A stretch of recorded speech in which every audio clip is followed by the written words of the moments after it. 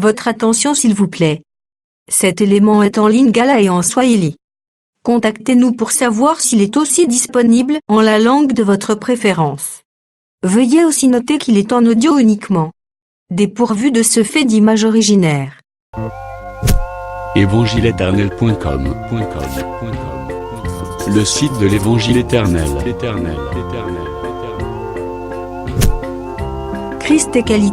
christequality.com Les cieux sont à la portée de votre main, juste par un simple clic de la souris. La rubrique Pasteur et thème vous convie de suivre en ce moment Le bien-aimé de Jésus-Christ et des saints. Le prophète Médard Kala. Ministre de l'Évangile éternel. Infatigable prédicateur. redoutable défenseur de la saine doctrine, Grand débatteur biblique. dénonciateur des faux Christ, des fausses doctrines et des fausses églises, Auteur de plusieurs enseignements. a confié l'Évangile à plusieurs. Une vraie référence généalogique pour beaucoup. Grand missionnaire de l'Évangile éternel partout dans le monde, il est nommé même là où il n'a pas mis pied. Plus de 20 longues années dans le ministère. Suivez-le tous les jours sur évangileéternel.com, le site de l'Évangile éternel. Là, vous y trouverez tous ces enseignements disponibles en texte, en audio et en vidéo, classés et ordonnés. Pour donc retrouver l'ordre de ces enseignements, nous vous conseillons de suivre ces vidéos depuis sa page sur notre site plutôt que sur YouTube. Bonne édification au nom de notre commun Seigneur et Dieu Jésus-Christ. Amen. Amen. Et je sais que on t'a préparé la parole pour que le peuple va voir le Seigneur Jésus-Christ lui-même. Ula atarisha kaneno juu taifa ipate inakuwa ni Yesu peke yake. Et toyebi ki apesaka une bonne nourriture. Tunajua sema analetaka chakula mzuri. Et ceux qui asangisi biso, Kama anatukusanya hapa, et c'est comme Jacob azalaki kosangisa pour bénir. inakuwa vile Yakobo anaanza kuchanga watu yake njoo ababariki. Alors faut na motema na ndimisamaki le Seigneur atie wana pour la béni. Inabidi uweke ndani moyo wako kusema Bwana anakuweka hapa njoo akubariki. La bénédiction c'est l'interprétation de la parole. Baraka inakuwa ni utafsiri ya neno. Parce que le Seigneur a interprété la parole de, Kama Bwana ashikutafsirie neno, il n'y a point de bénédiction. hakuna ile malaika baraka. Et c'est pourquoi on attend ça d'abord. Njoo kule naoneshaka kwanza. Que ceux qui l'Éternel a béni par sa parole, Kama leo Mungu anakubariki kupitia neno lake, c'est Kaïba qui ont déjà dès avant la fondation du monde. ni kusema alikujua kabla umbile iweko. A béni ceux qui ont d'abord avant Oya. Alikubariki kabla ukui. Nde obikeli bénédiction. Njoo kule unaishi baraka. Au moins tant que Paul a révélé sur la prédestination. Wakati Paulo anasemezea njia ya kutangulisha tangu Dans zamani, Romains chapitre 9, Warumi sura 9, a utilisé le ventre de Rebecca. alitumia tumbo ya Rebeka. Alors il y a eu deux enfants na katali bumwana. Alisema mlikuwa watoto mbili ndani ya ile tumbo. Alors Dieu a dit qu'il a aimé Jacob, qu'il a haï Esaü.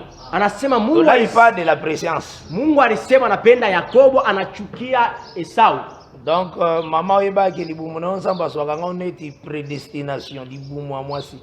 Unajua sababu mama yasa Mungu abaka tumbo yako kama kutangulishwa tangu zamani. Donc, avant que mwana bona sous le soleil. Kabla mwana aonekane hapa chini ya jua. Et Paul a utilisé. Na Paulo alitumia hiyo. Et puis, tu as remarqué que après que bana babotami, Na tunaangalia kisha bana banesha kuzaliwa. l'élection ezako dépendre non kolansama oyo mutalingi ou bien asali makasi.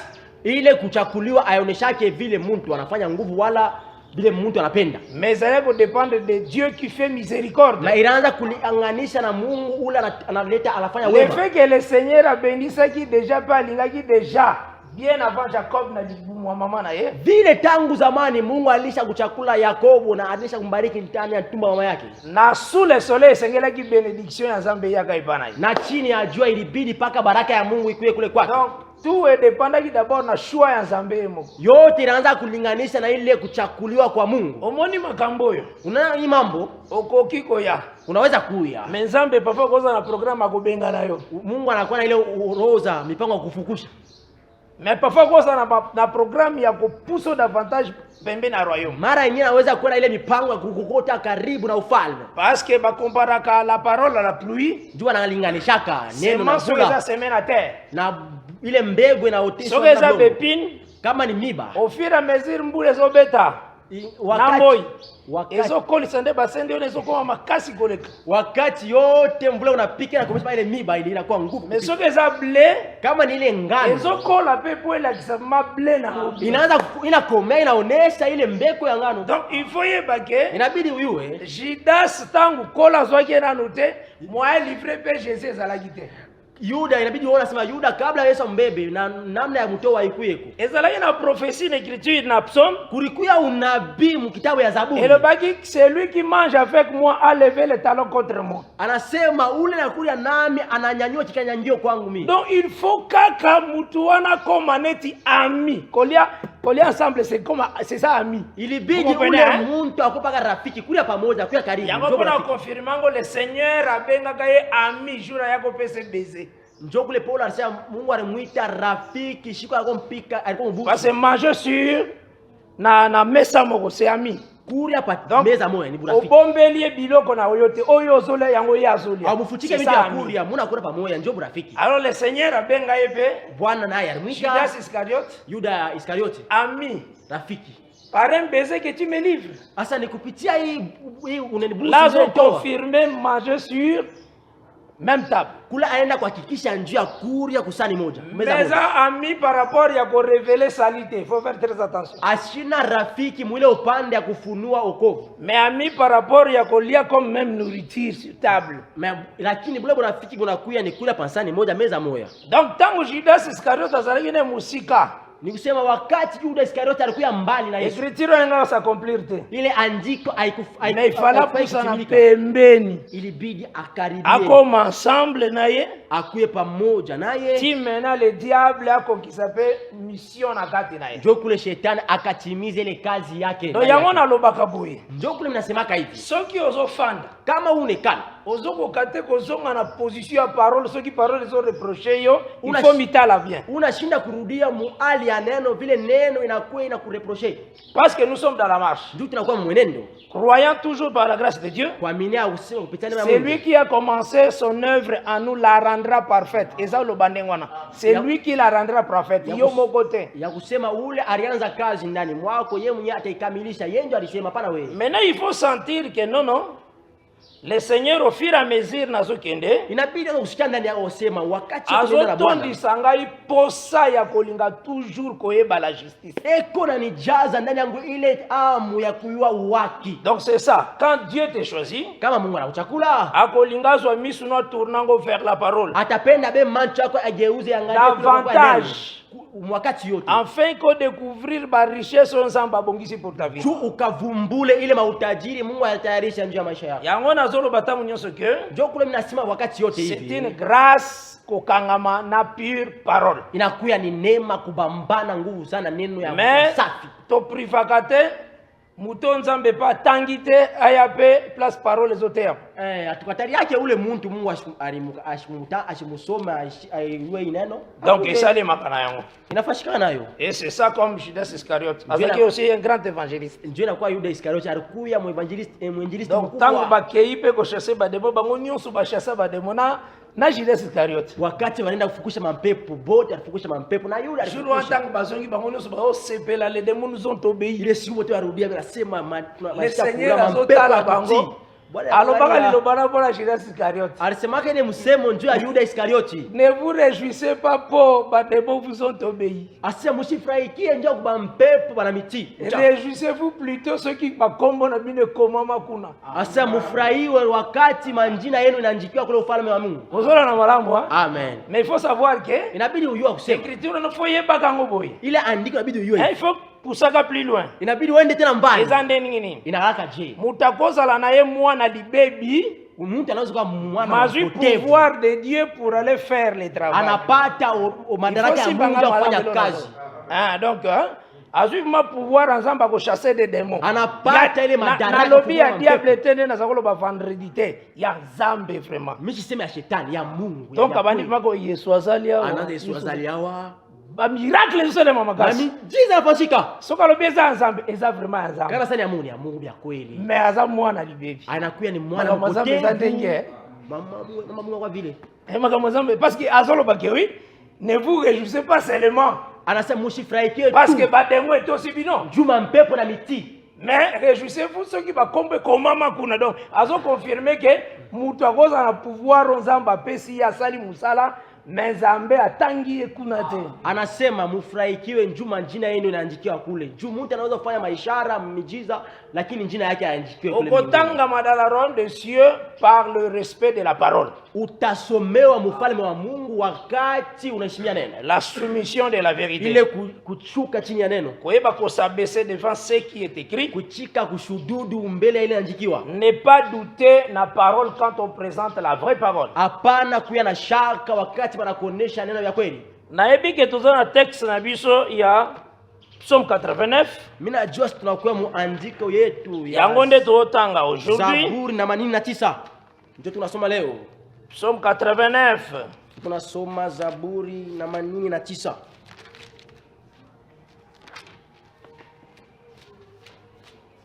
Les grâces de David. Inakuya manema ya Daudi. Je lis au nom de Jésus-Christ. Amen. Nabandi à partir ya verset 20. Minaanza pa mustari ya 20. Psaume 89. Zaburi na 89. Verset 20. Mustari ya 20. Ti na verset 31. Kufika kwa mustari ya 31. Tu parlas jadis à ton bien-aimé dans une vision. Ulisema zamani muonyo kwa mpendwa wako. Et tu dis, na unasema, j'ai prêté secours à un homme fort. Asema mileta usaidizi wangu kwa msuja.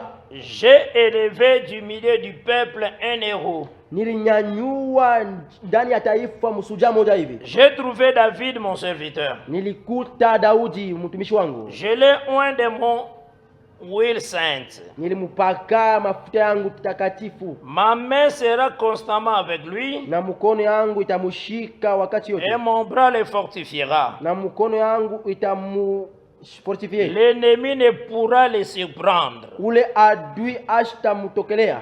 Et l'homme inique ne l'opprimera point. Na ule muntu muovu ashitamuteswa. Je briserai devant lui ses adversaires. Mintafinyanga mbele yake badui. Et je frapperai ceux qui le haïssent. Na mintapiga wale wote wanamchukia. Ma fidélité et ma faveur seront avec lui. Uaminifu na wema wangu utakuwa naye. Et sa force s'élèvera par mon nom. Na nguvu yake itainuka kupitia jina langu. Donc Tosukelaka, je mettrai sa main sur la mer. Tulisha usawateka mkono yake juu ya et sa droite sur les fleuves. Na ile mkono yake par rapport ya ndenge tubandaki. Kulinganisha vitu tulianza. Il m'invoquera en disant, ataniita kwa kusema, tu es mon père. Unakuwa baba yangu. Mon Dieu est le rocher de mon salut. Mungu wangu na mwamba ya wokovu wangu. Aussi j'en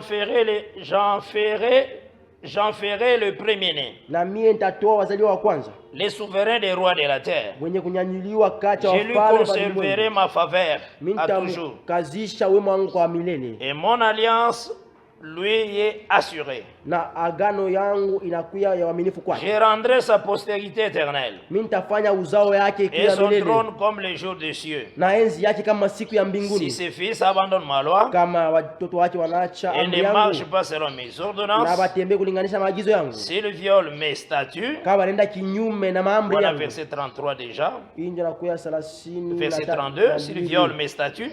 Kama wanaenda kinyume ya maandiko yangu. Et ne garde pas mes commandements. Na balinde la kuya amri yangu. Je châtierai les transgressions par la verge. Nitapiga uovu wao kupitia bakora. Et leur iniquité par des plaies. Na ile uovu wao kupitia vidonda. Mais je ne lui retirerai pas ma bonté. Lakini sitaondosa juu yake wema wangu. Et ne lui laisserai point ma foi. nami sitaenda kinyume ya uaminifu wangu, Ne lui fausserai point ma foi plutôt. nami sitaenda kinyume ya uaminifu wangu, Et je ne violerai point mon alliance. mimi sitavunja ile agano yangu, Et ne changerai pas ce qui est sorti de mes lèvres. na sitabadilisha ile toka midomoni mwangu. Na comme na verset 36. Mimi nafika mstari J'ai une 36. fois juré par ma sainteté. Niliadia mara moja kupitia utakaso Je ne wangu, mentirai point à David. sitamudanganya kamwe Que le Daudi. Seigneur ajoute ses bénédictions dans la lecture. Amen.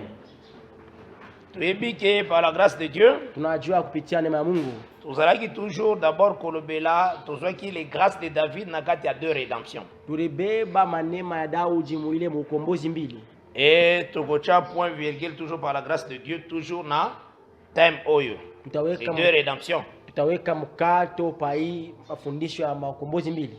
Mais avant tokota na étape etikaliawa, Kabla tuingie muile kipande kilibakia hapa, je sens la charge nasikia ile uzito vraiment ya kolinga ko faciliter champ nyonso ya basala ya Nzambe nasikia ile uzito ya kuweza kuweka wepesi ile kazi ya watumishi wa Mungu sur la loi et la grâce. ile njuu ya sheria na neema, Parce que c'est très important de comprendre. njuu ya laka ya bei kabisa kuelewa hiyo. Parce que kukuta na mtu mususu. Utakutana na mtu mwingine Bon, azana mauvaise foi te. ashina na imani ya bongo, Mais ça niveau connaissance na etanga zolo ba ke dim siko ba kokolia te. inakuya Donc ni eza mauvaise foi te tanga zote yango. ashina aina romba wala imani Donc kidogo, eza niveau ya connaissance o azana ngo. inakuya ni ile kipande afahamu anakuwa nayo, Dim ezalaka te lelo. njoo anahubiri kusema Na cha gas. 10 aina leo mneema, Donc c'est parmi les soucis azana ngo vraiment. inakuya ni shaka ile anakuya nayo, Mais notre nourriture à royaume, ile anakuya chakula yetu ya il faut ufalme ezala na ba précision tellement makasi. inabidi ikuye na Na mahakikisho kati ya likambo nyonso ntango tozotambola. mumbintu yote wakati tunakuwa tunatembea. Nous voulons d'abord toucher sur la loi et la grâce. Tunapenda kugusa kabla juu ya sheria na neema, Parce que ça na tina to saisir yango. juu inakuya ya maana tuibambe Il tuishike faut vizuri. yeba ke makambo nyonso po comprendre yango, il faut comprendre très bien Abraham. Inabidi njuu uelewe mambo yote vizuri, inabidi kuelewa vizuri Ibrahimu. Ce que comprendre Abraham te ekozala très difficile dans les écritures saintes. Kama auelewe vizuri Ibrahimu, itakuya kigumu uelewe maandiko takatifu. Le Seigneur est un cultivateur. Bwana anakuya mlimaji, Azali musali bilanga. anakuya ula alimaka shamba. Soki basali bilanga bazalelo, Kama unakuya balimaji ya shamba leo, musali bilanga ya solo ezali nde Nzambe. ule mlimaji wa shamba vizuri anakuwa ni Mungu. Yende tokolobaki azalaka na grenier na ye na ba grain. Yeye tutasema yeye ndio analaka na mambeku mkitunga yake, Pas souci aluka une terre, ndio anakuwa na ile shaka atafute bulongo azwa semer grain na ye. akuye apande mbegu yake, Après, étant donné kazaka na capacité ya kokitisa la pluie, kisha baadaye vile analaka na uwezo ya kushusha zina mvula, po aya kozela grain na ye wana ekwa kobima e manifester ba fruits susu eza mûr. ndio achunge ile mbegu yake itoke yote na itoshe ile matunda ya kuivya vizuri, Et puis aya kobuka. kisha baadaye akuye avune. Maloba o nazo confirmer ngo na Jean chapitre 4. Hii misemo niko nahakikisha kubeba mkitabu ya Yohane ina, Quand le Seigneur azoloba, wakati Bwana yuko nasema, déjà les champs blanchissent. asema deja ile shamba inakuya inakomea. Alors ne dites-vous pas, il y a aussi 4 mois jusqu'à la moisson. Amusemake kunakuya mienji ine paka kumavuno. Donc par là, tu dois comprendre que Dieu parle utile. Kule tunaelewa sasa Mungu eko na, Donc Dieu parle utile. Mungu anasema vya maana. Donc en Dieu, il n'y a pas makambo o ezali ya bien sensé. Mungu ndani yake amuna mambo ya upumbafu. Il est le sage. Anakuya mwenye Soka sali hekima. une déclaration, Kana analeta msemo il moja faut hivi, ouvrir nango vraiment makasi. inabidi kukesha juu ya Nous ce sont bimanakata Jésus-Christ, c'est utile. yote inatoka mkinywa ya Yesu Kristo, inakuya ya Yango maana. moni tanga pesa ki la loi sur la Pâque. Jukulu wakati unaona analeta sheria njuu ya Pasaka, Alobaki l'agneau sera mangé en entier. alisema mwana kondoo inabidi Il akuliwe faut balia vraiment wote agneau. mutele. C'est ça. Kusiwekea hata Et kitu. cet agneau, c'est la parole de la vérité. Na ile mwana kondoo inakuya ni neno ya ukweli. Et qu'est-ce que tu dois comprendre d'abord dans la parole? Nini tunaenda kuelewa ndani ya neno? Toujours le barakel, Dieu utilise des hommes comme des signes. Wakati yote tunasemaka Mungu anatumiaka bantu kama alama. Et c'est ce que Sengeli et Simba biso tanyo sur ceux qui tanga à l'écriture de Dieu. Njoo ile inabidi ibambe mawazo yetu wakati yote tunasoma maandiko ya Mungu. Toujours d'abord la maison d'Abraham. Tunabeba kwanza nyumba ya Ibrahimu. Aujourd'hui Abraham, Kona beba Ibrahimu. il faut remarquer d'abord que en Abraham le Seigneur a lobé là presque toute la Bible. Inabidi uelewa kusema ndani ya Ibrahimu Mungu alisemezea Biblia mzima. Donc alobela makambo nyonso ekoyaka na suite de temps tout. Alisemezea mambo yote itakuwa wakati ya mbele vyote. Alobela même captivité ndengi Israël akena captivité. Alisemezea ile ya butumwa namna gani Israeli atenda mbutumwa. Wana ndenge Zamba ibisaki na Genèse 15. Ndio kule Mungu alimwambia Ibrahimu mu Mwanzo 15. Na vision ya zwaki wana. Mwile onyo aliona. En réalité, kwa kweli le Seigneur atalisa kisuna kata vision wana. Bwana anaonyesha kwa ukweli mwile onyo. Lolengo esclavagisme ya Israël kobanda. Namna gani ile butumwa Israeli itanza. Donc là a présenté kiango avec des animaux. Kula alionyesha na banyama. Ayebisi Abraham anamwambia Ibrahimu akata banyama en deux. Abeba nyama abakate vipande viwili. Mais atiango ezala l'un vis-à-vis de l'autre banyama ezotalana. Aweke banyama belangariana. Donc en réalité le Seigneur kwa kweli Bwana parlait que ta postérité tanga kuzwaka terre. Anaanza kuonyesha kusema wakati uzao kitabia bulongo. Bakozalaka bamsu bakozala avant Jourdain bamsu après Jourdain. Inaanza kuonyesha sasa taifa yako yenyewe itakuwa kabla Yordani na ingine itakisha Yordani. Abraham esengelaki etala na l'un vis-à-vis de l'autre. Jele unaona ile banyama walikuwa mikono ya Ibrahimu ilibidi bangaliane mmoja kwa mwingine. Mais les oiseaux seront là. Donc Dieu sera là sous forme. C'est ça l'esprit, les oiseaux. Bandeke watakuwa pale inaonesha Mungu atakuwa pale mfano ya roho. Donc colonne et la nuée aussi. Ile colonne de la nuée. Colonne de feu et la nuée aussi les jours. Ile wingu na ile nguzo ya moto. Oye kotambola kana peuple dans la présence du Seigneur. Ile kama tembea na taifa ndio takuwa uwepo wa Bwana bale bandeki. Mais le Seigneur azotali sana kati ya vya Abraham. Bwana yenda kuonesha ndani ya maisha ya Ibrahimu. Combien esclavagisme kubanda kulandaka peuple na ye. Namna gani ile butumwa bufungwa butafuata taifa yake. Alors atali les oiseaux de proie. Sasa anaonesha bale bandeke banakuwa bateketeza. Battre likolo ya banyama oyo Abraham akataki. Banakuwa kushuka pa bale bandeke Ibrahimu alikata. Ces oiseaux de proie. Bale bandeke banakuwa banakulaka. C'est comme l'aigle za oiseau à proie. Inakuwa kama ndeke, inakuwa ntai, inakuwa ni ndeke unateketeza. Nakutana na mutei moka sape na souci bien à côté ya révélation. Kulikuwa mhubiri mwenyewe alikuwa na shaka ya kuhubiri vizuri ufunuo. Mais parfois l'insuffisance ya parole. Mara nyingi inakuya ile kutokuwa na ufahamu mingi. Alors bakabaozo de proie na lingolo babiso to yaki Abraham abengani biso potana biso ya kodimena nkolo yaki na mute. Anaanza kusimulia sasa bale bandeke bakula inakuya niishie kati tunakuwa kulia ile tufukusha njoo wakati kwa mimi haikwenee. Omoni fo Jésus Christ fo ya mais fo zela nano bato ya bongisa ibaki na lifuma babonga. Yesu inabidi akuye lakini anachunga bale bantu atayarisha baenei. Soki mutaote ya mabako sanga lola. Kama muntu robiri mbaya atapusa ufalme wa Mungu. Mais soki déjà ça un élit de Dieu, il faut nzamba pese temps pour yoka parole bien bonga. Kama ni mchakuliwa wa Mungu inabidi Mungu amkaburie wakati ndio ashikie njoo abadilishe. Mtu takosa kataka na kotea te. Mungu sasa ucheza na esala kapasi mtu mso akasaka kotea eza sija gloire te. Benyana wajaza kuhubiri inalaka ni inalaka ni utukufu. Eza une nécessité qui s'impose. Inalaka ni kazi tukazisha. Eza poa oyo nzamba zotia. Inalaka ni bougie ile Mungu anaweka. Ona koyeba kopesa le peuple la lumière po batambola ba bronchete. Njoo kaburia taifa nuru watembe bashi yumbe yumbe.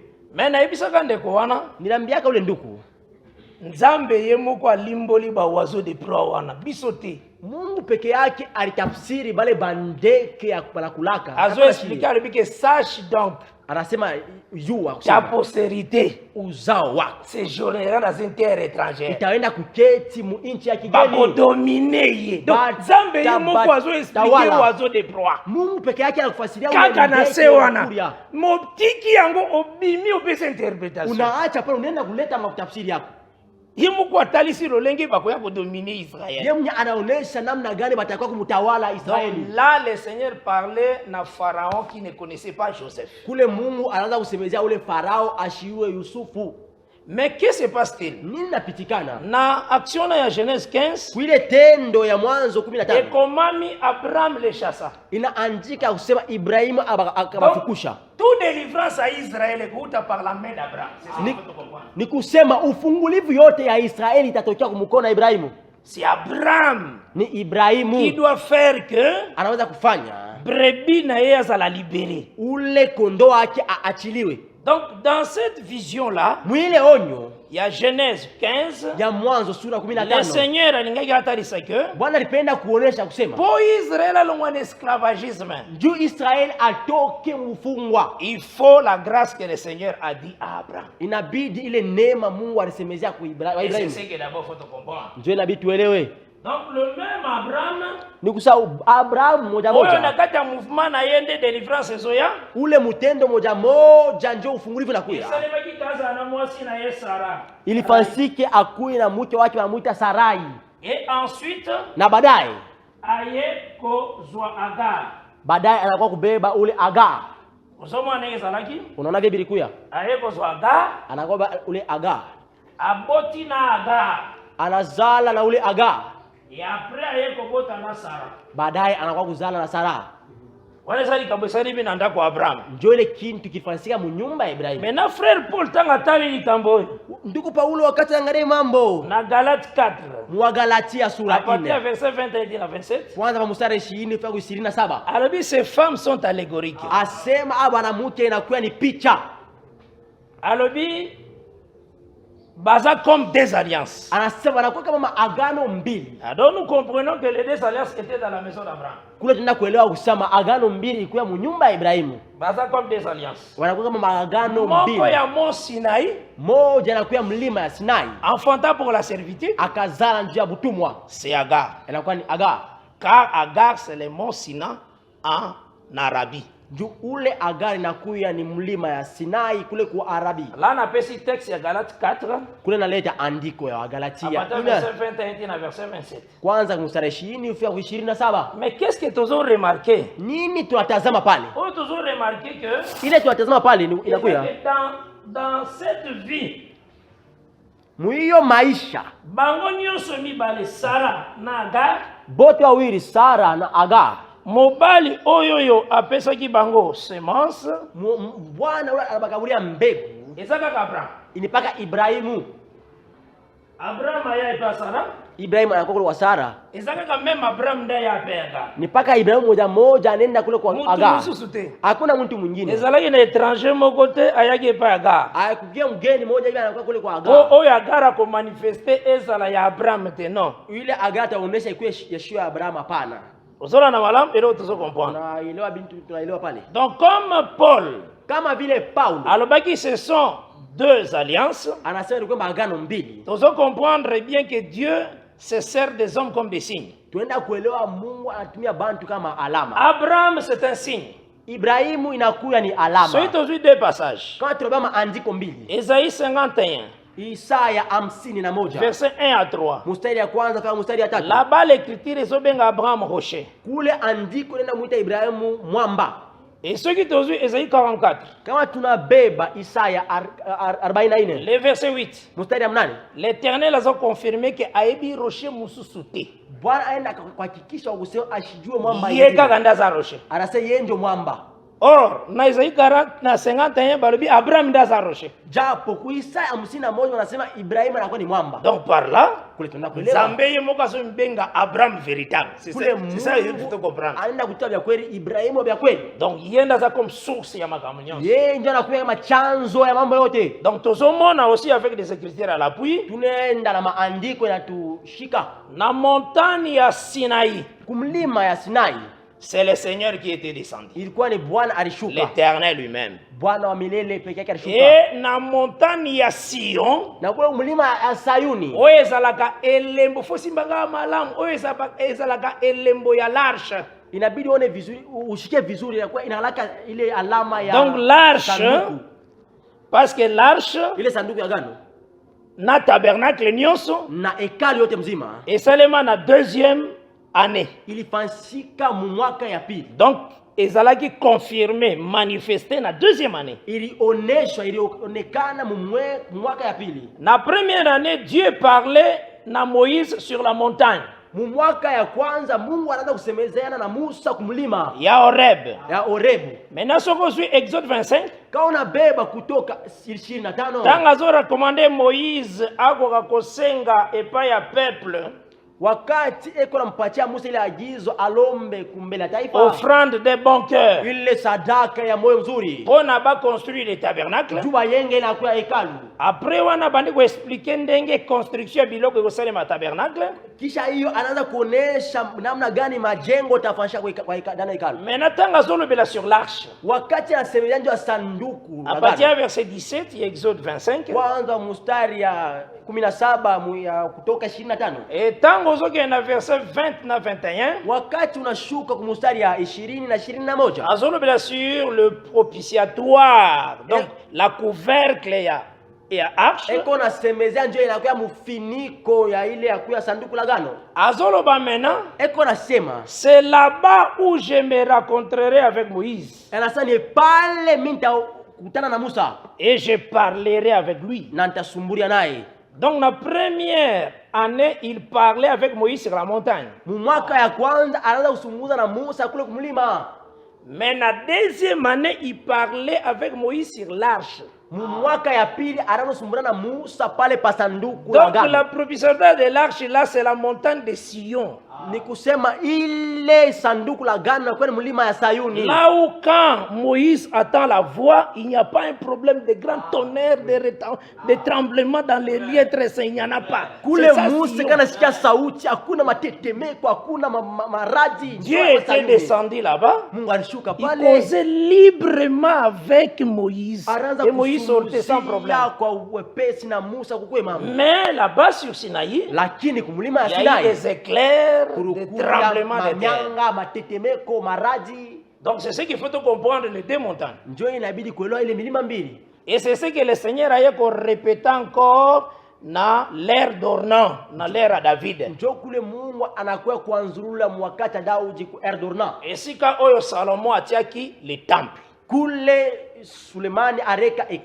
Donc tous on a ces deux montagnes. Maintenant en remarquant cela, dans ces deux montagnes qu'on présente là, nous voyons que c'est l'Éternel qui est descendu là-bas. Pona nini Dieu a confirmé ne wana? Pour déjà pas Abraham. Abraham ndiye akendake pa Sara. Ni Ibrahimu peke yake alienda kwa Sarai. Abraham ndiye akendake pa Agar. Ni paka Ibrahimu peke yake alienda kule kwa Agar. C'est toujours Abraham. Haina mtu mwingine kwa paka Ibrahimu. Par là nazotari sebino ke pale nenda kumionyesha kusema la loi est sainte. Ile sheria ya takatifu. La loi d'abord vient de Dieu. Ile sheria inatoka kwa Mungu. Amen. C'est Dieu qui a donné ça. Ni Mungu alileta hiyo. Et maintenant, na sasa na kati na mtu zo comprendre bien. Na ndani yao tunaelewa vizuri. Que tangu Sara, wakati Sara abotaki Isaka, wakati alizala ule akuya Isaka. Eza manifestation inakuya kuonesha d'une alliance ya agano qui est céleste ya mbingu. Metangu Isaka botami, wakati Isaka anazaliwa, Ismaeli bazaki na ndaku na Agar. Ismaeli alikuwa nyumbani na Agar. Tanyoso Isaka zomela. Wakati yote Isaka ananyonya maziwa, Ismaël aza présent. Ismaeli anakuya pale. Alors lelo tant tozoloba, leo wakati tunasema tozotalesa que Isaac aujourd'hui c'est nous. Tunaonesha leo Isaka kama shiye. Amen. Parce que nous sommes le corps du Seigneur Jésus-Christ. Tunakuya mwili ya Bwana Yesu Kristo. Selon la loi sur le mariage, kulinganisha na sheria juu ya mandoa, la femme est le corps du mari. Mke inakuya ni mwili ya mume. Là c'est Ephésiens 5 à partir du verset 22 tina 33. Inakuya wa Efeso sura 5 pa mstari 20 kufika 33. Donc qu'est-ce que nous remarquons? Nini tunaona pale? Tant Isaac azomela, wakati ile Isaka na nyonya, Ismaël aussi est présent. Ismaeli eko pale. Agar est présent. Na Agar anakuya pale. Tangu Isaac akosisa komelande, wakati Isaka atasha kunyonya, Ismaël fa nyumbani. Inabidi Ismaeli atoe nyumbani. Nous prenons cela pour nous maintenant à notre temps à l'église. tunabeba hiyo yote tuingishe mwakati yote kati yetu ya kanisa. Poser nanu la première question. Kupika swali ya kwanza. Komela ya Isaac. Kunyonya ya Isaka. Lelo eza nini? Leo inakuwa ni nini? Ma réalité? Kwa kweli Bible lebi na 1 Pierre chapitre 2. Biblia nasema wa Petro wa kwanza sura ya 2. Bokoka kokangama na oyo ezali miliki ya solo. Inabidi mbambala ile nakuya maziwa ya kweli. Le lait spirituel. Ile maziwa ya kiroho. Et si vous avez goûté aussi que l'Éternel est bon. Kama mulishikia onja usabu wale mzuri. Il faut goûter que l'Éternel est bon. Inabidi kushikia ile onja. Aujourd'hui biso tout ça Isaac tous ont goûté que l'Éternel est bon. Unaweza sisi tutakuya Isaka inabidi tu mais bazopenda ko consommer wana kaka na 1 Pierre 2 wana. Mwa Petro wa kwanza. Lele. Maziwa. Alors ezo yede biso facilement. Inatusaidia kwa wepesi. Komela Isaac ezatani onso église. Kunyonya kwa Isaka inakuwa ni wakati ya kanisa. Yeba ke ler Isaac azomela Ismael azana ndako Abraham. Wewe inabidi uyua useme wakati yote Isaka na nyonya Ismael ko pale. Ko bimisa ete. Parce que vous allez impoli. Pale. Donc l'air Isaac azomela wakati Isaka na nyonya Ismael azawana. Ismael anakuya pale. Mais faut yebaloneno go gérer. Inabidi namna gani? Mais soko tourner moni azawana. Ukaona ngarangare utakwenda pale. Ubeti maturu wana omoni Agar azawana. Unazunga kiloko pale Agar pale. Njua nini? Isaac azomela. Njoo Isaka yeye ananyonya. Ozona na malamu? Amen. Tangu akosisa nde komela wakati ataisha kunyonya. Biso kosisa komeleza kosisa lite ya toke na enlèvement. Shie kuisha kunyonya na onesha mahubiri na Isha tunaenda mkunyanyiliwa. Ismael fwa bimanda. Njoo Ismael na toke munyumba na. La Ismael na Agar azokoma le corps la chair. Pale ezoza la détruite. Pale Ismael na Agar banaonesha hii mwili inabidi haribishwe. Kotola ta le corps de gloire toke. Njoo tuvale ile mwili ya utukufu twende. C'est ça faire sortir maintenant Ismael. Njoo inaonesha kutosha Ismaeli. Nasuka. Kumwisho. Cette tente eza chair kozala détruite. Hii mwili ya ema yetarabishwa. Maintenant tolati corps de gloire. Kule tutavala mwili ya utukufu. Là Ismaël et Agar est chassé. Kule Ismaël Agar. Mais aussi longtemps que nous sommes là. Wakati yote tuko hapa. Obeti tu omoni Ismaël vraiment ko. Mona Ismaël ko pale. Mais sangwezo panza partout. Ile habari nafasi yote. Sarai l'enfant. Et Sarai anapata mtoto. Un fils né à Abraham. Mwana anazaliwa kwa Ibrahim. Mais soki bayo tala mwana wana botami c'est Isaac. Kama wanga ule mwana alizaliwa na kwani Isaka. Sasa moi tour Ismaël azao. Kama unashunga kiloko Ismaël ko pale. Uzora na malam. Yango soki totangi Romains chapitre 3. Njoo kule wakati tunasoma Warumi sura 3. Bandeko wana nazo trouver ke bazana souci makasi. Ya amna bango. Mina bakutu banakuya na yango mani bazo kobundana na bamateya. Ndio bila kumbana mahubiri. Romains 3 Warumi 3 verset 31. Mustari ya 31. Je lis au nom de Jésus-Christ. Amen. Anéantissons-nous donc la loi par la foi? Tunangusha ili nakuya sheria kupitia imani? Nullement, au contraire. Mbali na hiyo, nous établissons la loi. Tunahakikisha ila kuya sheria. Nous confirmons. Musemo mwenyewe tunahakikisha. Ça c'est un verset, il faut la peine à kati ya Bible ya frère wanasomba. Inabidi andiko ikuye mu Biblia ule nduko aliuza. En réalité, kwa ukweli, ne pense pas que la grâce est un problème na loi baswa na kate. Usiwaje kusema sheria neema inakuwa na mambo na sheria, hapana bakombanaki makosa. La loi, la grâce confirme. Ile neema inahakikisha, inaitikia la loi. Comment? Sheria mfano gani? Et sengeli koyeba boye d'abord. Inabidi uyue parce que faut d'abord na tracer makambo ezalaki ce qui a été. Ilibidi nionyeshe mambo vile likuyaka. Yango nde koyeba koyede bisusu. Njoo ile tetusaidia sasa. Nazotalisa aussi. Niko naonesha tena que Moïse, Musa aza comme une terre. Anakuwa kama udongo.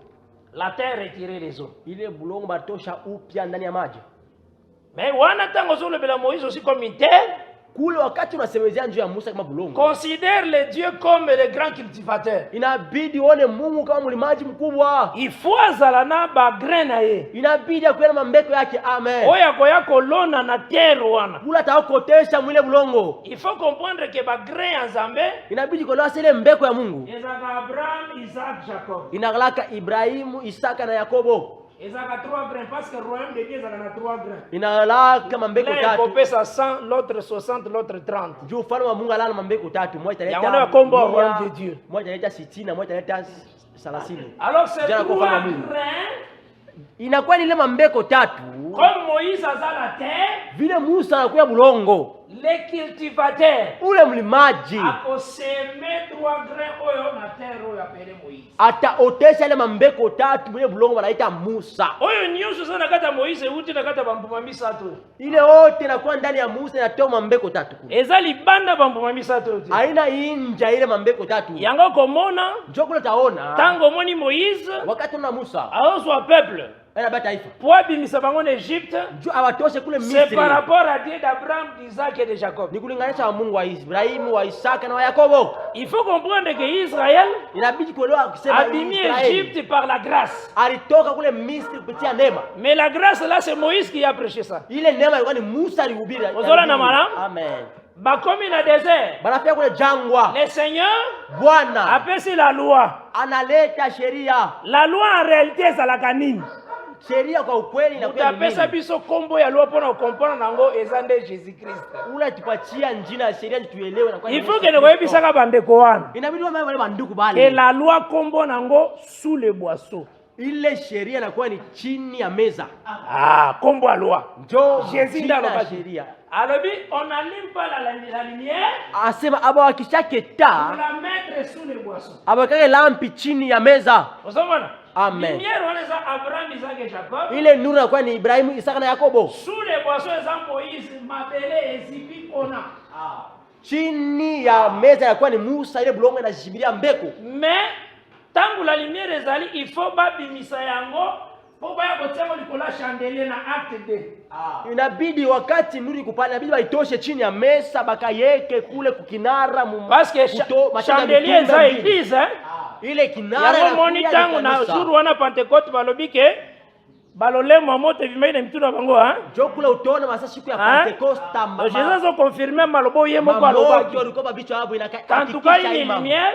ile nuru. Tango eza sous les boissons, il faut pas que patron mama bibisango pour baya kotiango likola chandelier. Wakati nuru inakuwa chini ya mesa inabidi baitoshe bakayeke juu ya kinara. Donc la loi eza neti que lumière moko ezalaki wana. Sheria inakuwa kama kulikuwa nuru moja. Maintenant la loi eza neti couverture. ile sheria inakuwa kama kifiniko. Ezipinde lumière yango. Unafinika ile. Mais qu'on libérer lumière wana po bimba. Baadaye itaachilia ile nuru itoke. Yango moni tango lumière wana ezoya pona za manifester. Wakati ile nuru inakuwa injio onekanishwe. Et le Seigneur azotalisa lobi que si vous étiez enfant d'Abraham, Ndio kule Bwana unasema kama ulikuya batoto ya Ibrahimu, vous feriez les œuvres d'Abraham. ilibidi mutende matendo ya En réalité, Ibrahimu. ba œuvre d'Abraham ezalia, il faut ezonga lisusu. Kwa ukweli ile matendo ya Ibrahimu ilikuwa hapa, ilibidi irudie tena. Voilà malamu, hein? Amen. Ah, il faut ezonga encore. Inabidi irudie tena. Parmi les œuvres d'Abraham, Aka- on l'a dit, mite, Kati ya makazi ya Ibrahimu wote cha il 10 y a les œuvres qu'Abraham a sala. inakuwa ni makazi Ibrahimu Toute alifanya. cette lumière-là ekendeki sous les boissons. Ile nuru yote ilienda chini ya Maintenant, il meza. faut ezonga. Lakini inabidi irudie tena. Ozola na ndenge za classé, hein? Amen. C'est comme ça d'abord la Bible est classée. Ndio vile Biblia inapangiwa. Yango ko remarquer. Ndio kule utenda kutazama. Parce que lumière kolongwa sous les boissons pour la manifester. Ndio ile nuru baitoshe chini ya meza na ionekane. Ezotalisa aussi lolenge ya kozwa héritage. Iki unaonesha mwenye mfano ya urithi. Ou bien ya kozwa repos. Ile mfano ya kubeba mapumziko. Kozwa la terre de promesse. Kupata ulongo ya ahadi. Yango komona. Ndio kule utenda kuona. Israël abimi na alliance Abraham. Israeli anatoka na agano ya Ibrahimu. Akomi na Sinaï sous les boissons. Bati lumière wana bati yango sous les boissons. Anafika kule kusinai baba ile nuru anaweka chini ya meza. Moïse avant kufa. Musa kabla Comme akufe. azanet exemple à Seigneur. Vile alaka ile Il faut zwa lumière wana. Inabidi Abimisango sous. abebe ile nuru aitoshe tena. Yango komona. Ndio kule utenda kuona. Soki otuni bandeko na biso. Kona uliza wale bandiko wetu bali. Moïse asala alliance d'abord na Israël, alliance combien? Au moins albia la loi kaka. Anasema kama muuliza Musa alifanya agano na Israeli magano ngapi? Anasema paka agano ya sheria bure. Hapana. Asala na Israël alliance mibale. Alitunga na Israeli magano mbili. Asala na Sinaï. Alileta kule ku Sinai. Et puis na Deutéronome 29 aussi. Kisha mkumbukumbu la Torati 29. Yango na conseil ya kabatu, sale foro ye ba Bible bien. Ndio kuna leta shauri kwa mtu, inabidi ufanye nguvu. Mtu mzuso soko tundie Ozana Kishasa otuniye oyebi ma campagne. Abiso na yebi ma campagne bien akoke ntika. Iba veni tout. Mtu muulize kama kule Kishasa mama. Oyebi kota royal. Na yebi très bien. Mina yuwa. Mais soko tuniye oyebi Abakuk azokama. Abakuk esaka na Bible. Abakuk Biblia. Donc c'est que akoko yeba na mboka bien. Anaweza kuya vizuri mkini. Mazoiba mbuku ya seko te la parole. Ashiwai muja milele akuya neno. Okomona mutatambola ka trop. Una mtu anatembea sana. Na conseil katambola ka mingi ne bekritiri. Inaji ufurahikie utembea sana maneno. Beba wakati. Na makambo yo. Ya Bo eza salutaire. Njoo na kuya ya wokovu. Amen. Na Deutéronome chapitre 29. Kumbukumbu la Torati 29. Wana Moïse tanga komi deja na peuple na 40e année. Wakati Musa anafika na taifa mu mwaka ya 40. Parce que l'alliance oyo ya Sinaï esalemaki na première année. Juu ile agano ya Sinai ilifanywa mu mwaka ya kwanza. Donc 38 ans après na katikati, nikusema kisha 38 de Moïse a osala encore une alliance. Kule Musa alikuwa kufanya tena agano ingine. Ça significatif. Inakuya ya maana. Donc cela veut dire les mboneti wana etambusi bango na errance oyo ezaki les mboneti ezokotisa bango na pays. Inaonyesha ile alama ilibatembesha mkuzunguka njoo itawaingiza tena muriti. Deutéronome soko tanga patela verset 1 ezaki déjà 40e année. Kona soma kumbukumbu la Torati kwanza kusura kwanza ya 8 mwaka ya 40. Maintenant na kena chapitre 29. Minenda kusoma sura ya 20. À partir du verset 1 d'abord. Na 9 kwanza mstari wa kwanza. Je lis au nom de Jésus-Christ. Amen.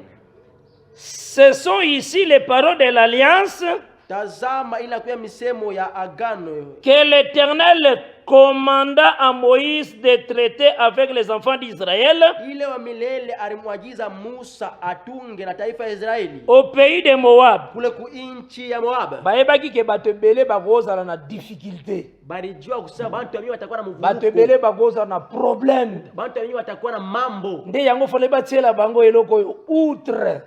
Inabidi waongezee kitu kingine sema inje. Bana isa alliance wana ya Sinaï te. Baebisio outre l'alliance qu'il avait traité avec en Horeb. Inja ile agano alitunga nabo kule Horebu.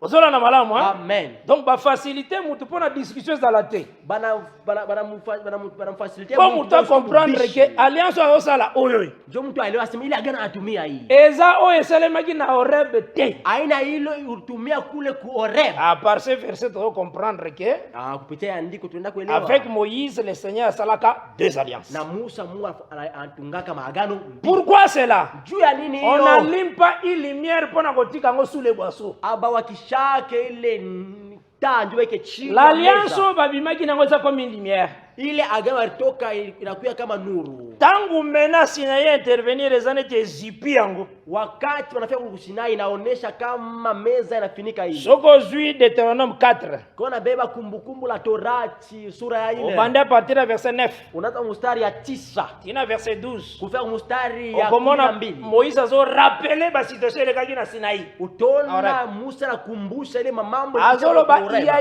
une épaisse ténèbre. Anaambia kurukuya ngiza mkubwa. Donc qui environnait Dieu elingaki Nzambe. Ilianza kumzunguka elingaki montagne. Ilifinika ile mlima. Épaisse ténèbre. Ile giza mkubwa. C'est ça les boissons. Ndio nakuya ile mesa. Ozomona. Amen. Bombi richesse mo. Inafinika tajiri moja hivi. Mais sengelaki na suka marche. Lakini ilibidi mwisho ya mwezi. Comme sawa Moïse sengelaki akende. Vile Musa ilibidi aende. Azwa cette lumière et lemboneti abimisango encore. Abebe ile alama aito ile nuru aitoshe tena. Yango moni asali une autre alliance. Ndio unaona anafanya agano ingine. Cette alliance yango ne babenga ngo na Rome 10. Joy agano wanataka kwa Warumi sura 10. Voici ce que parle la justice qui vient de la foi. Asema tazama inasema uwaki natokea ku imani. Wana omoni Moïse tanga osala alliance oyo. Kule unaona Musa wakati anatunga hii agano. Na Deutéronome 29. Mkumbukumbu la Torati. Toyoka ba parole ngo mena na Deutéronome 30. Tusikie misemo yake sasa mkumbukumbu la Torati 30. Yoka na Deutéronome 30. Toujours même alliance ngo. Sikia mkumbukumbu la Torati 30 na Deutéronome 30. Kumbukumbu la Torati 30.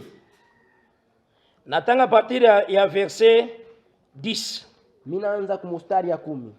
Non, on a vu verset 11, c'est bien. Naba kwanza mustari ya 11 Dis même la 13. kufika ku 10. J'ai le nom de Jésus-Christ. Amen. Des 30. Et ça toujours cette alliance. Kumbukumbu la Torati 30 ya kwamba Car ce commandement que je t'ai prescrit aujourd'hui hii amri na kuandikia leo n'est point trop élevé au-dessus de toi haina juu yako kabisa et n'est pas éloigné. na haina mbali na wewe. Il n'est pas dans les cieux Haina kule mbinguni pour qu'on te dise juu useme qui montera pour nous aux cieux na atapanda juu yetu kule mbinguni et nous t'apportera na et nous les fera entendre na pour que nous les pratiquions. Au moins Moïse n'a pas marche. Unaona Musa kumwisha mwendo. Alliance asali avec le peuple. Ile agano alifanya na taifa. Alors la parole wana eza likolo lisute. Asema ile neno haina tena juu. Mais eza déjà na kati na. Inakuya ndani yako. Remarquez. Tazama. Après cette alliance. Kisha hii agano. Soko pesinga verset colonne de feu likolo. En tout cas, na bongoli monter encore deuxième fois. Kama nipacha andio usema ulikuwa ile nguzo ya eza par rapport à alliance parce que liboso za la likolo ba comprendre hein ila kumwanzo kulikuya nguzo ya ilikuwa mwanzo metanga sali alliance oyo wakati anafanya agano après alliance oyo kisha hii agano eka koti mena Josué na musala na anaingisha Yoshua mkaji ukopona su colonne de feu likolo te au tuna nguzo ya moto juu ya Israeli likolo na ndiwe likolo au tuna ile wingu juu. Dieu a respecté l'alliance. Mungu aliheshimia agano. Il devait alors descendre sur la terre. Ashuke sasa. Amen. Lolingi colonne de feu na colonne de nuit ezaki ko kende kola kisa place. Mfano moja vile nguzo ya moto inaanza kuonesha fasi. Loko l'alliance yeye wana ya na Moab. Hii agano wakati na kule Moab. Na Deutéronome 29 na Deutéronome 30. Mkumbukumbu la Torati 29 na 30. Le Seigneur akitia comme une arche. Bwana anashuka anakuya msanduku la agano. Arche mene tia milibose bandiko la kisa place. Na kule sanduku naenda kumbele naanza kuonesha fasi. Parce que l'alliance disait il n'est plus au ciel. Juu agano nasema asina kule mbinguni. Il ne pouvait pas contredire ça. Asikuwezi kwenda kinyume. Et après sa mort bon on colonne de feu moko likolo so continuer ko kamba peuple colonne de feu. Kisha hii agano unaona nguzo ya moto inapeleka taifa. Mene komaki ilifika wakati soko tali na Exode 40 kama unaona Mungu ezali colonne de feu ndio kisabango esika. Ilikuwa ni nguzo ya moto kuonesha fazi ndio inaanza. Mais après cette alliance kisha hii agano arche ndeza na se ezo la kisabango sanduku la agano ezo tia bango esika ndengi bako okende. Ikula baonesha fazi wanaweza kwenda.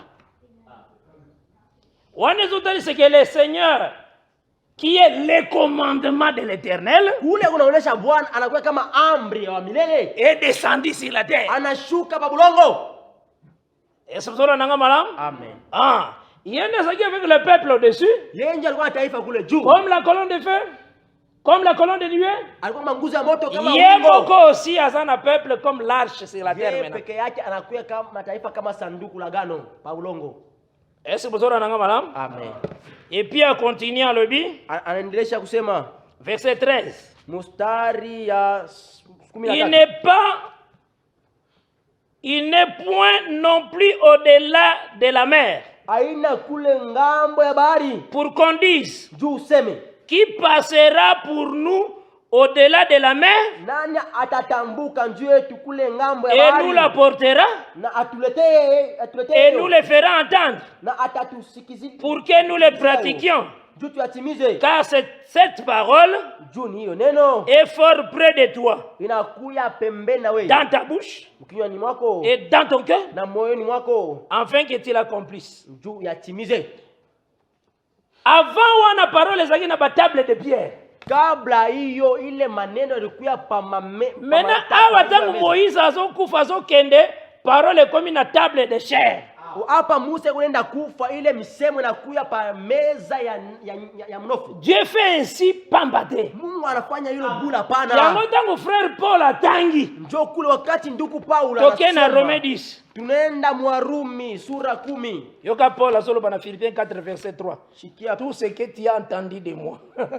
Shikia Paulo anasema wa Filipo 3. Ce que tu as vu. Asa biote ulishikia kwangu. Pratiquez-les, le Dieu de paix sera avec toi. Biote uliona kwangu ubitende na Mungu wa neema. Ona ningota ngasoko pratikango to sakisa ngona oyo tezeki osakana nzambe te. Kama ile nafaa usoma hapa au itende au change na ile. Parce que Paul asangisa yango na Deutéronome 30. Njoo Paulo alichanga na mpona kotalisa ke Moïse nda yaki na grâce. Njoo kuonyesha Musa naye alikuwa na neema. Na baterme moko très facile. Mu misemo ya wepesi. Tangu Isaka sabotami Ismaël azaki pia nakata ndako. Wakati Isaka wana tuka frère mwalo ngolo d'abord ezati. To yako kota na kama ngona kimya. Tutaonya malende vraiment. Pole pole. Pour muto comprendre ba langage ya Galate 3 parce que batu bakoselaka Paul ba problème mingi. Bantu bamlandiaka Paulo mambo ya mingi kumlandia mambo. Parce que Pierre alobaki ke ba lettre de Paul hein.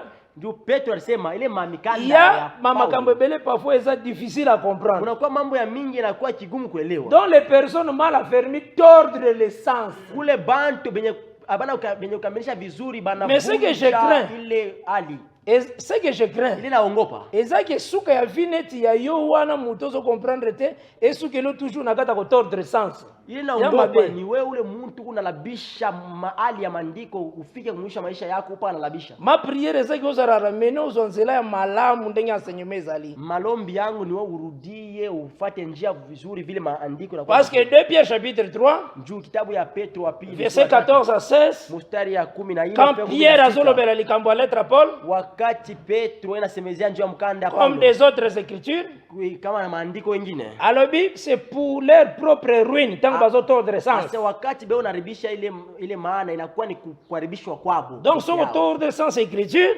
kama unaribisha ile hali ya andiko ukomona nzambe te wewe utaona Mungu. C'est ce que nous craignons vraiment. Je tunaongopa. Hein, c'est ce que nous craignons. Tant que à la légèreté et à la légèreté à kolobadi n'importe quoi. Wakati mtu anabeba ça la capacité. Unasema wakati akusa bintu parce que par tes paroles tu seras justifié, par tes paroles tu seras condamné. Njoo kupitia misemo yako unaweza kutilia haki wala unaweza les hommes rendront compte de toutes les paroles qu'ils auront proférées aussi. Bantu bataleta hesabu kulinganisha na misemo yote itoka kinywani mwako. Donc ça la eroko kokeba makasi. Yala kintu cha kuongopa sana. Muta présentaka n'importe quoi te kaka boy devant le peuple de Dieu. Muntu ashetake kiote kyote mbele ya taifa ya Mungu paka hivi. Il faut yeba boyeke. Inabidi uyue hivi. Dans ya libéralité c'est Moïse qui a prêché ça. Ile zawadi ya kukabula kopesa d'un bon cœur. Ezalité ya Moïse atea. Kuleta kwa roho mzuri ni Musa alihubiri vile. Hein? Moïse abombaki nyonso eutaki comme grain Abraham, Isaac et Jacob na kati na ye. Musa alifichika vyote bila vinaonyesha ile mbeko ya Ibrahim. Tokokota nango petit à petit menazaka kakosala classement na balo bakosubungisa mabele bien. Tutaingia ndani tutasema vizuri hapa tunafaa tunapanga vizuri. En fait que tango zotia ozo monter pour construire le kozala na niveau kitoko.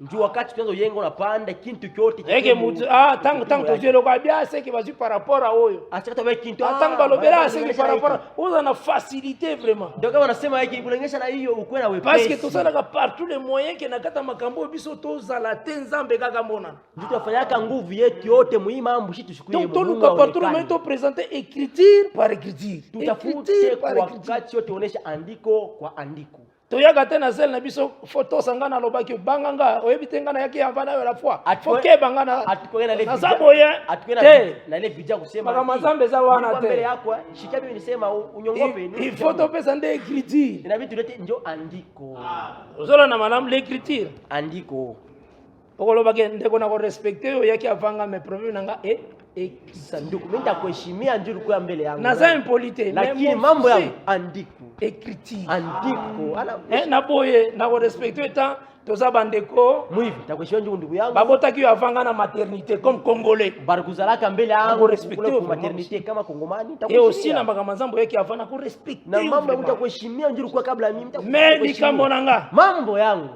écriture andiko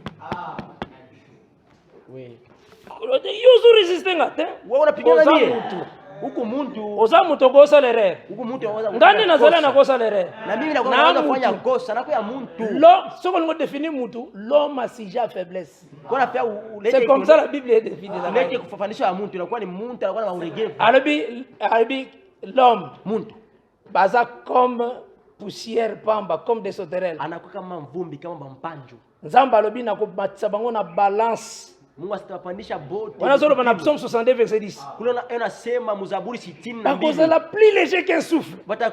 Ça vraiment. Donc biso nyonso na mokili tomati kotanga mboko toyo. na balance koto. Maintenant koto ya cheka mbebe fou. Boko pesete. Asema dunia mzima hataweza Vraiment. kupeleka kama sawa nani souffle. Plus léger qu'un souffle. Tutakuwa Balobi, mpepelo kama pumuzi. Syrie ni balance, ils monteraient tous, sans exception. Pa kipimo. Biso nyonso na barua na biso na bote, na ba shibote. président na ba president, be na ba barua, biso nyonso tokomonte. bote tutapanda. Mais plus léger. Lakini tutakuwa mpepelo. En tout cas faut banga nzambe. Inabidi kuogopa Mungu. Yango moni ezaka utilité ozo ko présentaka yo nde nani. Njokula ikaleki ya maana ukuye mbele abantu Présenter Jésus-Christ. Onesha Yesu Kristo. Yenda aza le salut. Yeye ndio anakuya wokovu. Na kati nende biso nyonso tozwi lobiko. Na ndani ya sisi wote tunapata ile. Nde totanga Paul awa na Rome 10. Njoo tunasoma Paulo Mwarumi sura 10. À partir du verset, abandi d'abord à partir du verset 5. Anaanza kumstari ya 5. Rome 10. Warumi 10. Verset 5 tina 7. Tunaanza kumstari ya 5 mstari ya 7. Je lis au nom de Jésus-Christ. Amen. En effet, Moïse décrit ainsi la justice qui vient de la loi. Kule Musa analeta kufasilia ya sheria inatoka kwa L'homme qui fera ces choses ule mtu ataweka hivi vivra par elle. Nabandi d'abord na Sinaï. Mimi naanza kule kusinai. Ça va. Ataweka tendo hivi mtu. Maintenant, il y a na verset 6. Anakuya mstari ya 6. Mais Lakini tala awa azopesa kombo ya Moïse. tazama hapa analeta njina ya Musa. Kombo ya Moïse na deuxième alliance. Kombo nini? Paul azobenga ye. Jina ya Musa mwagano ya pili, njina Il y a verset 6. Il y a Romains 10. Mwarumi. Voici la justice qui vient de la foi parle ainsi. Tazama ile uwaki natokea kwa imani iko nasema hivi. Babengi comme nini? Na Deutéronome 30. C'est Moïse qui parlait, hein? Banamuita nani? Mkumbukumbu. Maintenant awa 30. Romain abengi comme nani? Hapo Warumi anamuita nani? Afua. La justice qui vient de la foi. Anasema ile uwaki natokea kwa imani. Voici comment parle. Asa tazama vile eko nasema. Ozola na malam? Amen. C'est Moïse qui parlait là-bas. Ni Musa anaanza kusema pale. Ozola ne dis pas en ton cœur. Asa useme ndani ya moyo wako. Ozola na malam? Amen. Ah, parce que Moïse a un signe de Dieu. Ndio Musa analaka alama ya Mungu. Ne dis point à ton cœur. Usiseme ndani ya moyo wako. Qui montera au ciel? Na atapanda kule mbinguni. À Paul maintenant azo pesa biso réponse au Goloba. Paulo eko anapatia. Likambo alobaki lingoloba faire descendre. Mwile mambo anaanza kusema ni kumshusha Kristo. Osola na malambo ha? Amen. Yango moni na mouvement pe wana. John- Tanga alobaki yango. Ndio matikizio wakati anasema hiyo. Colonne de feu kwa tika la sudi kolote. Ile nguzo ya moto haikuwezi kubakia kule juu. Ingaboloba Kristo wana kita. Ni kusema Kristo anashuka. Sababu osola na Bible hein? Unafuata Biblia? Ah la Bible. Biblia. Donc c'est que wana na Moab Ni kusema kule Moab bazotali s'arrêter que oezaki likolo wana ekitina se. banaanza kuonesha kusema ile ilikuwa ya juu inashuka pa bulongo. Cela veut dire oezalaki comme véritable. Ule alikuwa kama wa ukweli. Peuple na se mena faut pas palpango basimbango. Taifa bulongo ilibidi bamshike baishi. Mais qui a annoncé ça? Nani alitangaza hiyo? C'est toujours Moïse. Mpaka Musa. Est-ce que vous avez malam? Amen. Alors d'abord, c'est ça et là tu simba. Njoo ile kitu tulipenda. Première étape. Ile kipindi ya Pour kwanza. comprendre comment le Seigneur a tracé les choses. Ja kuelewa namna gani Mungu aliweka bintu. Que Moïse a fait avec le peuple des alliances. Ndio tuya kusema Musa alitunga na bataifa agano mbili. Maintenant tangu Paul, le frère Paul a prêché la parole. Sasa wakati nduku Paulo Azo komela ba Corinthiens na oyetali revenir à serviteur de Dieu. Kule na bandikia ile naangalia kurudia kwa mtumishi wa Mungu. Nasi nde na tambo deja boye na fandisi esprit no na kimia mena. Hivi natembea mimi nikarisha roho yako mustare. Tangu mena nazo texte oyo ezana ngata problem te. Wakati na baya andiko haina tena na mambo. Maintenant Paul azoloba na 1 Corinthiens 9. Sasa hapa Paulo unasema wa Korinto wa kwanza mstura 9. Abandi d'abord na verset 7. Anaanza mwanzo na mstari ya 7. Je lis au nom de Jésus-Christ. Amen. Qui est-ce qui va jamais à la guerre à sa propre frais, à sa propre solde? Nani eko nenda kule kujesi na ile na mabitu vyake? Qui plante une vigne Nani eko naotesha ile et ne zabibu mange pas de son fruit? na asikule ile kuya tunda yake? Ou qui paie un troupeau Nani eko na linda ile kondoo et ne mange pas du lait du troupeau? na asikule ile kuya maziwa ya kondoo? Verset 8. Mstari ya 8. Dis-je, ceci selon la coutume des hommes? Hivi bintu minasema abina mule mukutenda kwa bantu. La loi ne le dit-elle pas aussi? Na sheria ayasemezeye. Notre problème d'abord est le Simba. Mambo yetu ni yo ubambe. Quand il a golobela sur la part ya ba serviteur, wakati alipenda kusemezea njia ya upande wa watumishi wa Mungu, a vu d'abord la chose n'est seulement naturellement. alibeba vile kitu yafashikaka mu. Et puis atali ici aussi que la loi est zolobela siriango. Kisha anasema sheria inasemezea njia ya hiyo. Donc si la loi est zolobela siriango, kama sheria inasemezea njia ya hiyo, la grâce peut zolobela siriango. na neema inasemezea njia ya hiyo. Simanga amalam. Hapo ni bambe vizuri. La loi yango moko ezaka prophète. Na sheria yo yenye peke yake inalaka nabii. Là tozui Matthieu 11 verset 13. Kwa tulibaka Mathayo sura 11 mstari wa 13. La loi et les prophètes ont prophétisé banasemaka sheria na manabii bari jusqu'à Jean kufika paka Yohane. Ozola na malama Amen. ont prophétisé. Bari Donc la loi a prophétisé. ile sheria itabiri. Les prophètes aussi ont prophétisé. Na manabii nabo watabiri. La loi est prophète. Na sheria na kwa nabii. Yango ko remarqué Njoko tunda kuona. tangu David azaki na programme ya koboma Saul azaki na programme ya koboma David. Wakati Saul alikuwa na ile mipango ya kumua Daudi, Atindi na 1 Samuel 19. anatuma Musamueli wa kwanza 19. Atindi premier groupe. Anatuma kikundi cha kwanza. Ba informer déjà David na mwasi na ye. Banamwambia Daudi na bibi yake. Oya zalaki mwana wa Saul. Ule alikuwa mtoto yake Saul. Que mon père azotinda batu po ya koboma yo. Anasema baba yangu anatuma bantu wako kwa kuwe. Qu'est-ce qui se passe-t-il? Nina pitikana pale. David akimisi David na fenêtre. Anamukimbisha Daudi kule ku fenêtre. Ma remplacé David na Teraphim moko pe azipi poso ya nyama. Pafasa Daudi aneka po ile sanamu anafinika na ile ngozi ya mnyama. Premier groupe yepo e koboma David. Kile kikundi ya kwanza inakuya nji iue Daudi. Ba eko signaler que David azawana te et puis azalaki te. Daudi ashina pale ashukuye. Et ce groupe elanditi esika il y avait des prophètes qui prophétisaient. Na ile kundi lienda pa kule banabii banaanza kutabiri. Ce groupe bandi ko prophétiser. Na ile kundi inaanza kutabiri. Ce groupe wana en réalité talisaka la loi. Ile kikundi anaonyesha kweli sheria ya tabiri. Alors Saul a senti que Saul anasikia batu wakati utatuma le bantu bazo yate abarudie azusu deuxième groupe anabaki kundi ya pili atindi lisusu anawatuma bakuta lisusu ba prophète kuna babanda ko prophétiser banakutana banabii kule banaanza kutabiri nabo. On a expliqué comment la loi et les prophètes ont prophétisé. Hapo na kufasiria namna gani sheria na manabii batabiri. Maintenant azu aussi dans le deuxième groupe wana Kisha la baki kundi tena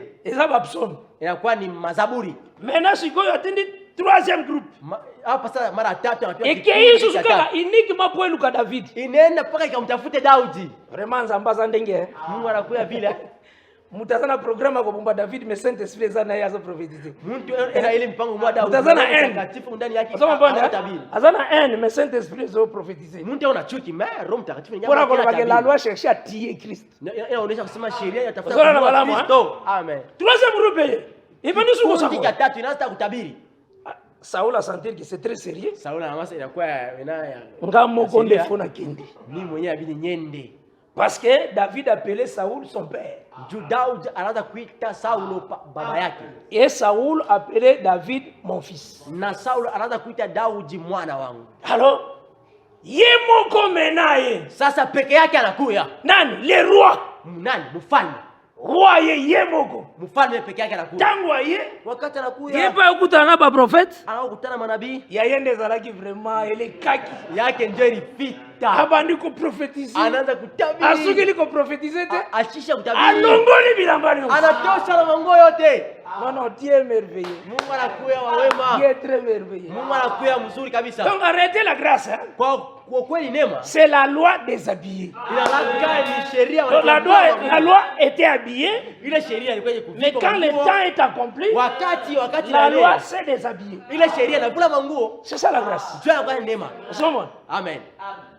Tala elo et ça qui bango son monter que roi longoli bilamba nyonso te. Aikubafanye boka. Eloko ekamwisaki bango nyonso ezaka kake. Saoul est aussi parmi les prophètes. Donc kaka yango kaka. Oyoki te babeta bango ke non roi salaki impolitesse tete.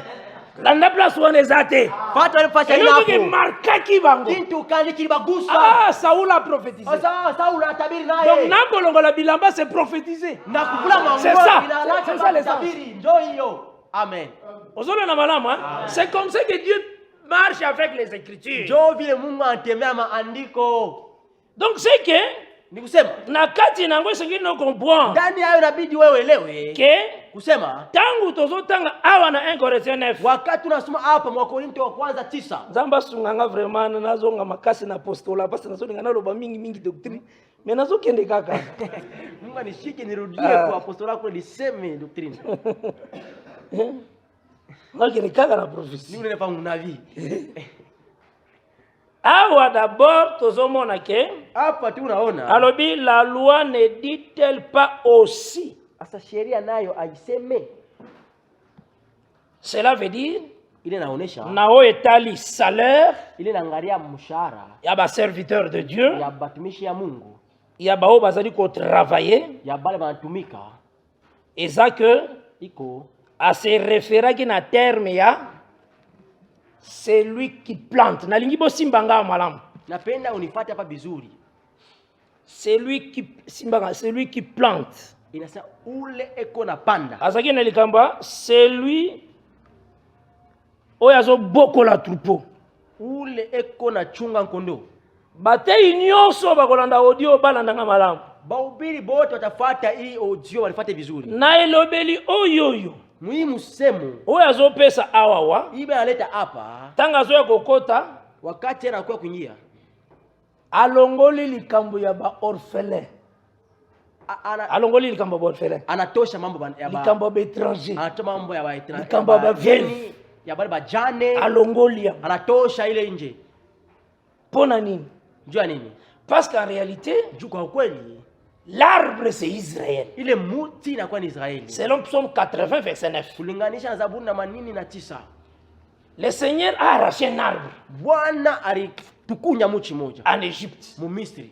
quand il a arraché l'arbre en Égypte Wakati alitukunya ile muti mu Misri, il a chassé on dit toujours il a chassé les nations Biblia inasema alifukuza mataifa. il a Ili ule azwaki na ba Josué na ba Caleb Na ba Yoshua, ça kaka na ba- il a chassé les nations na ba Josué na ba Caleb Ozona nanga malamu, hein? mataifa et il a planté na alimupanda. nde nazotuna yo d'abord Jo unakuuliza celui qui plante l'arbre là ule kuna utesa ile muchi ne mangera pas son fruit asitakula tunda yake.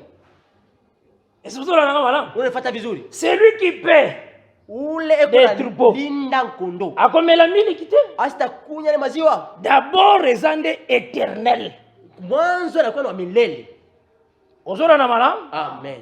mutu akomela le Ule atakula maziwa. mutu akolia fruit Ule atakula c'est tunda. celui qui a planté l'arbre Ni ule alipanda mbegu. tozoka na malamu Muchi. Amen. mais maintenant qu'est-ce qu'il a fait Nini alifanya? tanga apesi baterritoire Wakati analeta mamiji, aboyi kopesa levi mabele anakatala kumpatia Lawi blongo. maintenant alobi levi Anasema we Lawi, mabele na yo blongo bwako ndenga yoyo celui qui plante la ni vigne mimi na ule anaotesha mzabibu. ndenga yoyo je dois manger le fruit ndenga yoyo Ni mimi l'éternel na tunda wa ozoko milele. panenga lobaki hein Unaelewa bila alisema? est-ce que simanga malamu hein Unapata mzuri.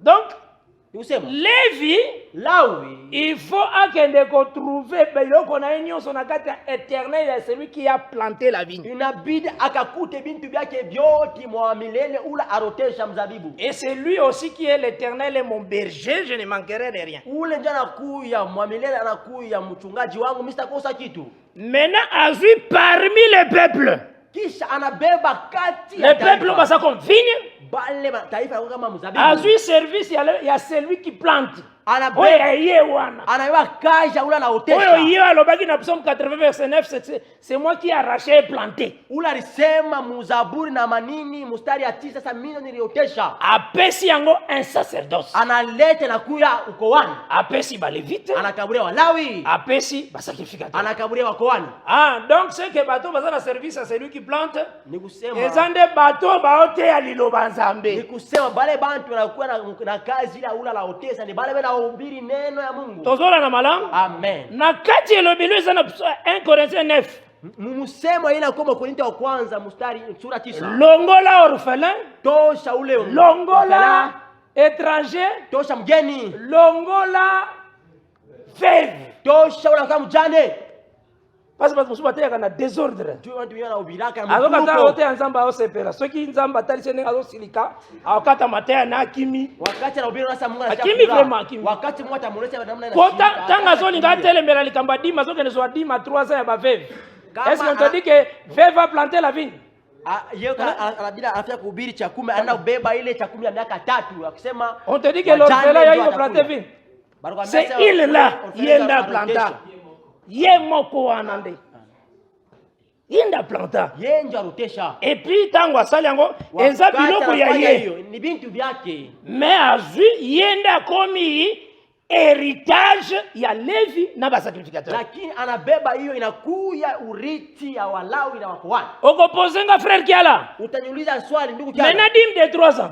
ile yango ya baveuve na baétranger ekoti na compte à prophétie la loi prophétise aussi inakuya inaingia muunabii c'est ile simple cha 10 ya miaka 3 eza na inakuwa compte tabiri il prophétise inaingia muile upande iko na tabiri ozola na malamu amen parce que la part de Dieu juu ile upande wa Mungu etalisaka aussi Jérusalem inaoneshaka Yerusalema mais véritable Jérusalem d'abord c'est Christ lui-même Yerusalema ya kweli na laka ni Kristo peke yake tozwi Néhémie chapitre 11 tunabeba Nehemia sura 11 makambo ato eza ebele mama kubiliku ya mingi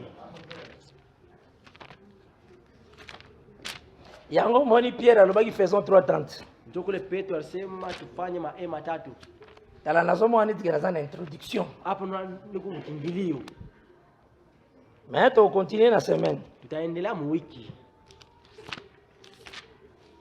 vraiment on sentir neti ke na bandite omone nazo engorze nef nde na bandi ko banda pale ba Wakorintho wa kwanza 9 njokole nde nazolinga na kota mena njokole napenda kuingia sasa nyanze